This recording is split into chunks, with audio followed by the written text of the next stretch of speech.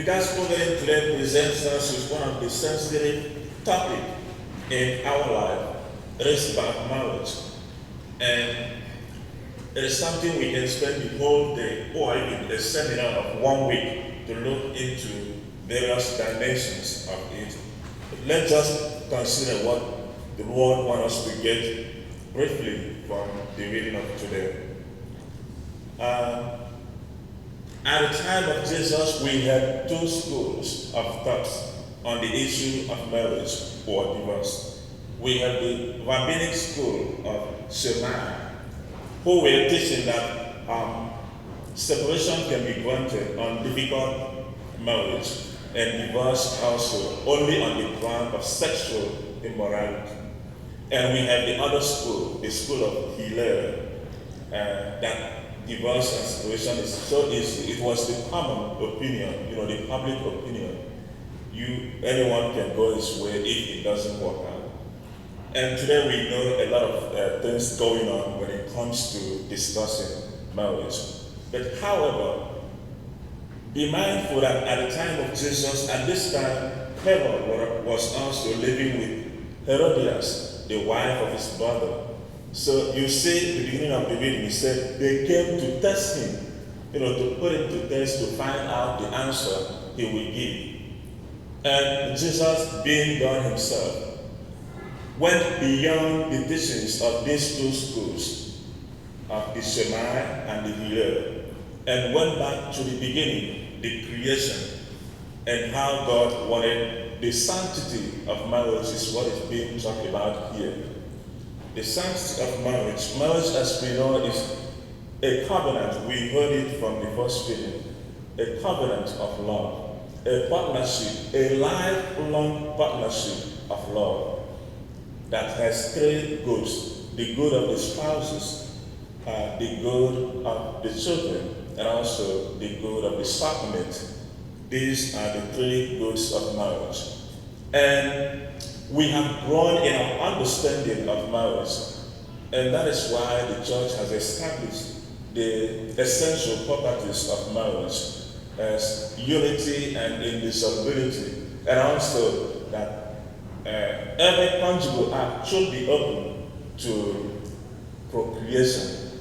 And all of these are considered when it comes to understanding what marriage is all about.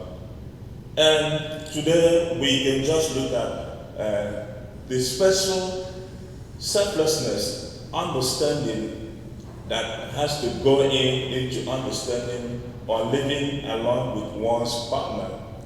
It's not easy, but the Lord will always give us the shoulder to shoulder the responsibility and the difficulties involved.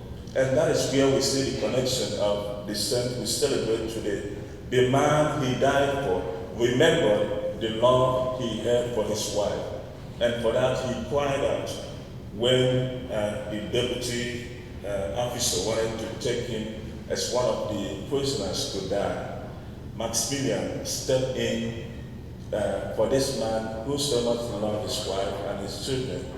Maximilian, we know, is born in Poland, but when the Nazi the camp arrested him for feeding 2,000 prisoners or soldiers, they put him in the concentration camp, and they put him there, and when 3 prisoners escaped, they wanted to punish 10 others as a deterrent for anyone who might be planning to escape. So when this man who remembered his wife and children cried out, this priest, Maximilian, stepped in to die on behalf of him, and he was starved to death. In fact, he couldn't die with others. He was the only one left out of the 10 who were starved to death, but he was killed with lethal injection. And so from him we can learn the act of selflessness, and also from the man who was there at his canonization, we can also learn the teaching on marriage, understanding love for one's partner, and giving of oneself for the good of others.